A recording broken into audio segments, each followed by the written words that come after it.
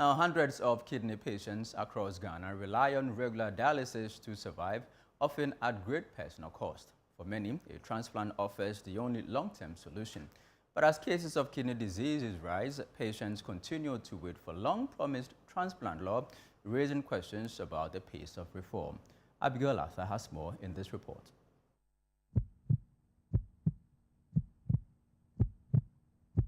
Every week, hundreds of Ghanaians sit for hours hooked to machines that do the work their kidneys can't.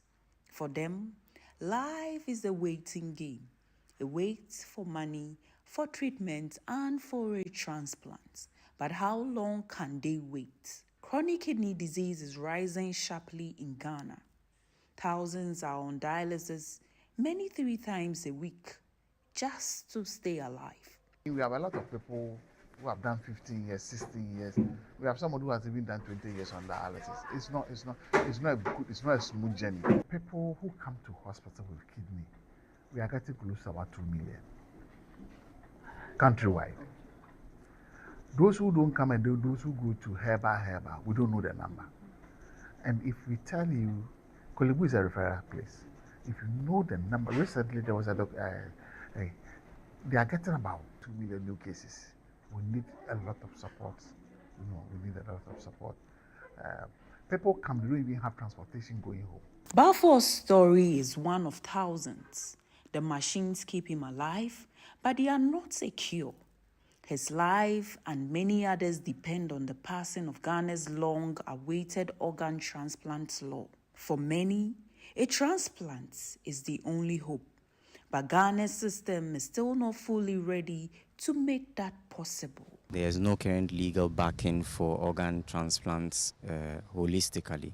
In 2015, if I recall correctly, there was a partnership between the Kolebu Teaching Hospital and then a group from Birmingham. Kumasi, I think in 2024, that was just last year, for the first time, led by the team of Dr. Elliot Tano, for the very first time, they were able to also have a session. And of course, because they do not have a setup or a program as it pertains in Nigeria, the team came and then helped facilitate the whole process. Most patients in Ghana who require transplantation who on the regular would either travel to India or to the US or to the UK or South Africa and other African countries. So it's a gap that we need to address. With no clear law, limited funding, and few trained transplant teams, patients are forced to seek help abroad, an option few can afford. The kidney transplant has a lot of facets. It's medical, it's social, it's medical legal, and we need those legislations to be able to streamline the process. It's quite a complex and complicated process. Without legislation, it makes it very difficult, extremely difficult to be able to do transplants and set it up as it's supposed to be. Should the legislation only focus on the harvestation, or is there No, and all facets of it should pay more attention to it, because a lot more people, this service is becoming mainstream.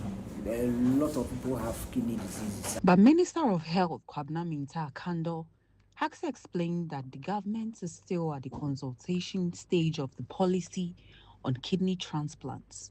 According to him, the process involves extensive engagements with key stakeholders to gather input and address concerns. I started a consultation process.